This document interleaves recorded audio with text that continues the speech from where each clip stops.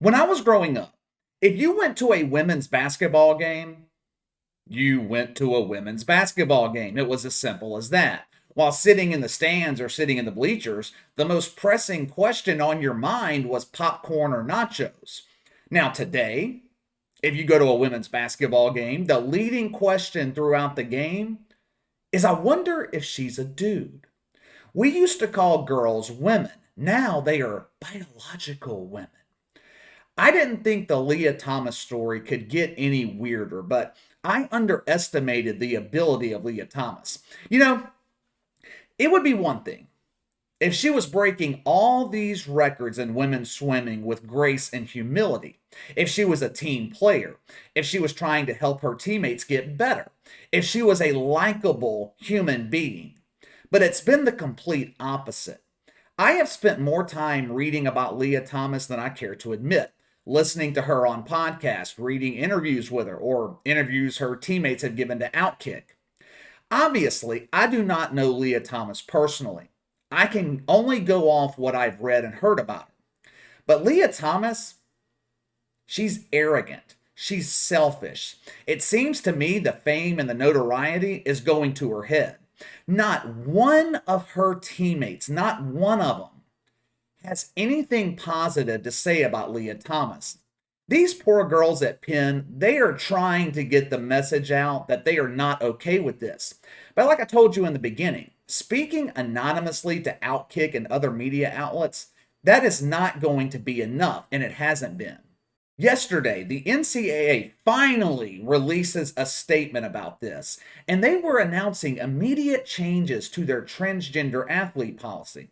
Now, when I first saw the headline and I saw it say these changes were going to go into effect immediately, I thought maybe, just maybe, the NCAA was going to do the right thing here, which would be not allow biological males to compete against females.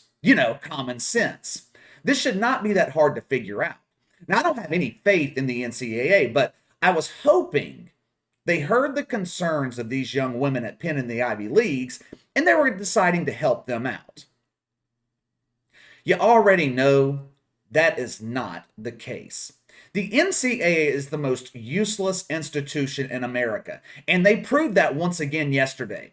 They release a statement announcing immediate changes to their transgender policy. Now, I'm not going to read the entire statement here. Luckily, though, I'm fluent in bullshit, so I'm going to translate the bullshit to English for you and give you a brief summary of this statement. The changes the NCAA made, they announced that they're just going to let someone else make the decision on transgender athletes. Yes, as if the NCAA could not be any more useless. This is an organization that already serves no purpose, and now they're going to let someone else decide their policy. The one time they have the opportunity to make a positive impact, to do what they're supposed to do, govern collegiate athletes, the one time they have the opportunity, they kick the can down the road. We are not capable of making this decision. We are going to allow the governing body of each individual sport to decide this instead. We feel this is the best course of action, so we don't have to deal with pressure from normal people or social justice warriors. Please don't think we're pussies. In the case of Lia Thomas and the Penn swim team, they will be governed by USA Swimming. Small problem though. USA Swimming doesn't have a policy regarding transgender athletes. Guess they're not used to dudes wanting to compete against women. Oh, I'm sorry, biological women. So, they're going to have to follow the criteria set by the IOC, International Olympic Committee. Now, according to the IOC policy, dudes who want to compete against biological women, they must have total testosterone level in serum below 10 nmol/L, whatever the hell that means, for a full year in order to qualify. Now, it's unclear if Lia Thomas would be able to meet these standards. Judging by the way she looks and how dominant she's been in the sport, I'm going to go out on a limb here and say she probably won't. Lia Thomas may identify as a female, but she still looks like a damn man. But she's not worried.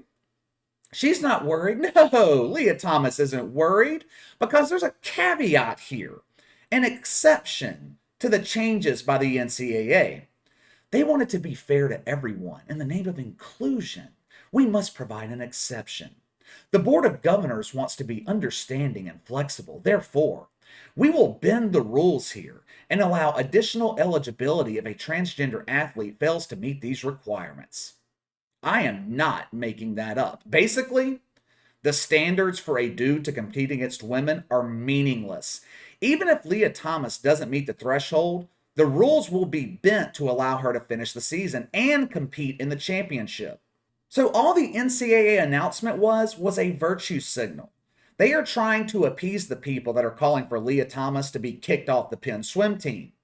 Don't come to us with questions, though. Go to USA Swimming, who will send you to the IOC, who will make sure your written concerns are placed in the complaint box, otherwise known as the trash can.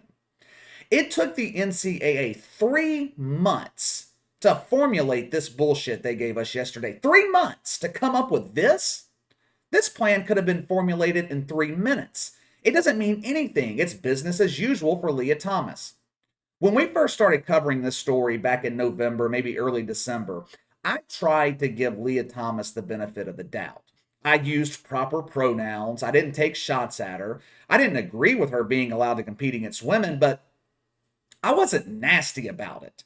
I gave Lia Thomas respect, but she does not deserve that respect anymore. She doesn't deserve respect for her teammate, or she doesn't respect her teammates, I should say. She doesn't respect Jackie Robinson. So why in the hell should the rest of us continue to give her the benefit of the doubt and respect her? Now, I missed this next story. It happened while I was in Indianapolis 2 weeks ago. Actually, I didn't find out about it until I was looking into the NCAA and their bullshit statement. I didn't know this, but Yale has a trans swimmer on their swim team too. Isn't that just great? 2 trans swimmers in one conference, the Ivy League, the beacon of inclusion. Isaac or Isaac Hennig, hell, I don't know what their name is. Like The Rock used to say, it doesn't matter what their name is. Isaac or Isaac Hennig shocked the world on January 8th as he easily beat out opponents in the women's 100-yard freestyle. Now, you may be thinking, here we go again, another dude dominating women in swimming.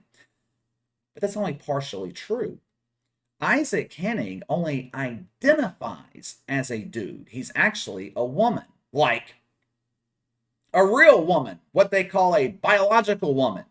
He refused to take testosterone to become a man because he wanted to compete in women's swimming. So unlike Lia Thomas, Isaac Hennig is actually playing by the rules, I think. He's a woman competing against women, or he's a man competing against women, or a biological woman who identifies as a man competing against women. Hell, I don't know. This shit's so fucking confusing. Guess who Isaac Hennig beat in the 100-yard freestyle a couple of weeks ago? His or her best friend, Lia Thomas. Well, I'll be damned. What a coincidence. Lia Thomas has been dominating women's swimming for 3 months now?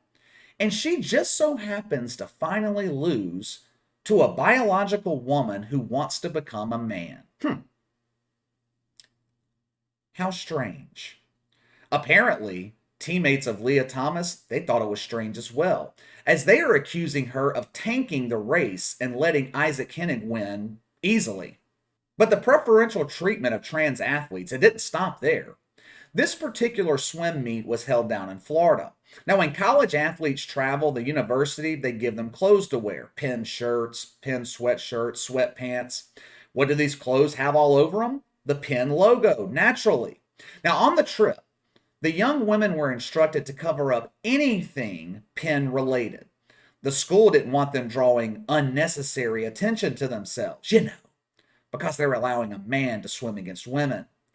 These girls, they were forced to put duct tape over the Penn logo. Some of them were covering it with bags. It was embarrassing. But guess who ignored this edict? Guess who didn't have to cover the Penn logo with duct tape? Lia Thomas. We can't punish her. We will be accused of being transphobic. Penn also hired 2 private security guards to protect Lia Thomas on this trip. Now, they said it was to protect all of these girls, but had you ever known of a swim team that needed private security protection? Penn was protecting its golden goose. This entire situation has moved past the point of absurdity. Penn, Yale, the Ivy Leagues, the NCAA, all these institutions are going out of their way to accommodate two people. Everyone else has to sacrifice, keep their mouth shut to accommodate two people.